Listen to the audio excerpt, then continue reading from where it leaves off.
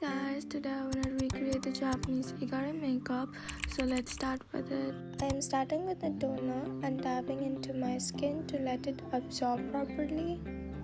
Then I'm using a moisturizer. You can use any moisturizer you like.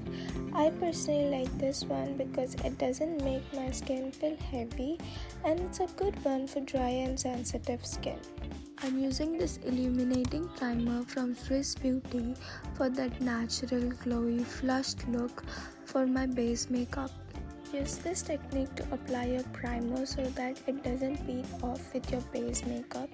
Also make sure that you don't apply primer too much. Then apply any lip balm which you like. For my base, I'm using the tinted sunscreen with a tiny amount of concealer for a little coverage. If you want, you can just use the tinted sunscreen, or else you can use a BB or CC cream if you want, or you personally don't like wearing a lot of makeup on your face. You can use a beauty blender instead of a brush. I am going in with the same concealer I just used earlier to brighten certain areas such as under my eyes, nose and my mouth to brighten up.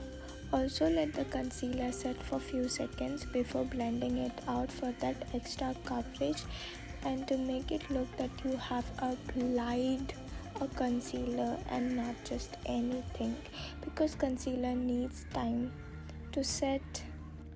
Then I'm using a cream peach kind of blush only at the apples of my cheeks. This is a blush heavy makeup look, but if you don't apply a lot of blush or you don't like blush heavy look, you can just stop at this point. But I like being extra and I'll be using another shade of blush to make it look little flushed blush look, as if I am blushing a lot, which I'm not. I'm setting all the cream product with this loose powder without taking away the glowy base, because glowy base is a must for this look. Apply on the T-zone area so that it doesn't look oily. Also use a setting spray to lock in everything. I'm going with this spoolie to brush my eyebrows. I'm using a light shade, but make sure you don't start from the front. Use a spoolie to blend any harsh lines. For eyeshadow, I'm going in with this shade and applying it all over my lids. Then I'm taking a lighter shade and only going in the inner corners to pop a little bit. Then I'm taking some dark brown eyeshadow only at the ends. For edges, I'll use a light brown shade and draw a small shadow like I am.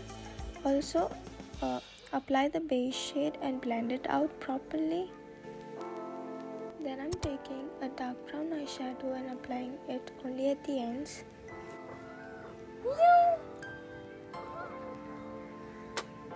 I'm taking a brown eyeliner and doing a puppy wing only at the ends.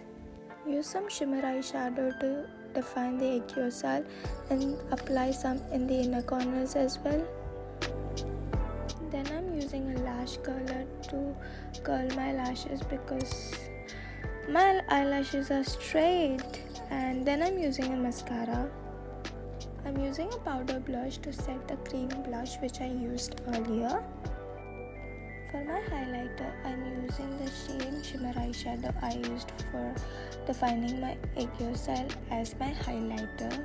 Blending my natural lip line with a brush, I'm taking a light shade of lipstick and applying it a little bit and blending it out with my fingers. Then I'm taking a lip tint and applying a little bit only in my inner bottom lips to make them look fuller.